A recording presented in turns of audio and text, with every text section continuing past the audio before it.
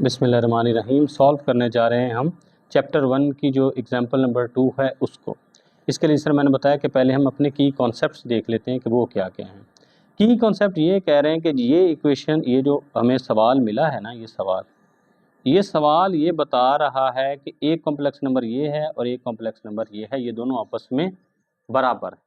ठीक है, और हमें ये पता होना चाहिए कि दो कॉम्प्लेक्स नंबर अगर बराबर हैं तो ये वाला पार्ट, इसका ये रियल पार्ट है, ये इसका इमेजिनरी पार्ट है, और इसका ये वाला रियल पार्ट है, ये वाला इमेजिनरी पार्ट है। ठीक है, ये वाला रियल पार्ट है, ये वाला इमेजिनरी पार्ट है, ये वाला रियल पार्ट है, ये वाला इमेजिनरी पार्ट है। तो रियल वाला पार्ट रियल वाले पार्ट के बराबर होगा, इमेजिनरी वाला पार्ट इमेजिनरी वाले पार्ट के बराबर होगा। ठीक है, आप सादा लफ्जों में समझ लें कि अयोटा वाला हिस्सा दूसरे भी अयोटा वाले हिस्से के बराबर होगा, और अयोटा के बगैर वाला हिस्सा दूसरे अयोटा के बगैर वाले हिस्से के बराबर होगा। अगर ये दोनों ने दरमियान में साइन दे दिया ना कि ये दोनों बराबर हैं, तो इसका मतलब है अयोटा वाला हिस्सा दूसरे के अयोटा वाले हिस्से के बराबर है, अयोटा वाला हिस्सा इस वाले हिस्से के बराबर है, और ये वाला अयोटा के बगैर वाला दूसरे के अयोटा के बगैर वाले हिस्से के बराबर है। ठीक है, अब हम इसको सॉल्व कर लेते हैं, इनको आपस में बाय कंपेयरिंग बोथ साइड्स। ठीक है,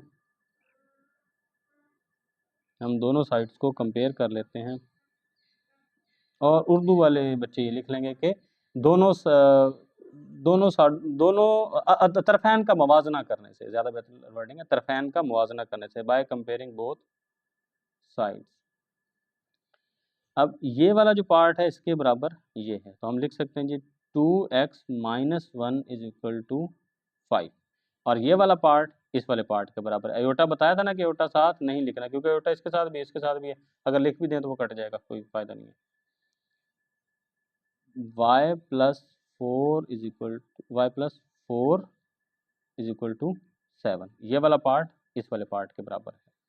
अब ये -1 इधर माइनस हो रहा है, दूसरी साइड पर जाकर ये प्लस हो जाएगा। उम्मीद करता हूँ कि ये आपको पता होगा कि अगर आप 9th पास करके 10th में आ गए तो आप इक्वेशंस को कम से कम आपने सॉल्व करना सीखोगे, तो वैसे 7वीं 8वीं में भी सिखाई जाती है।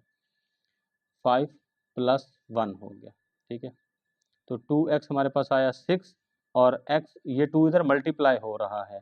ठीक है, पहले हम 2 को उधर नहीं डिवाइड कर सकते थे, क्योंकि पहले इसके साथ दरमियान में भी जमा नफ़ी का साइन है, जब तक कि जमा नफ़ी का साइन है ये उधर जाके डिवाइड नहीं हो सकता। अब हमारे पास यहाँ से जमा नफ़ी का साइन हमने ख़त्म कर लिया हुआ है, ये इक्वेशन पहले हल हो गई है, अब हम इसको हल कर, ये वाली क्वांटिटी पहले हल हो गई है, अब इसको हम कर सकते हैं। x बराबर हो जाएगा 6 डिवाइडेड बाई 2, 2 1 ज़ा 2, 2 3 ज़ा 6, तो x इज इक्वल टू 3 हमारे पास आंसर आ गया।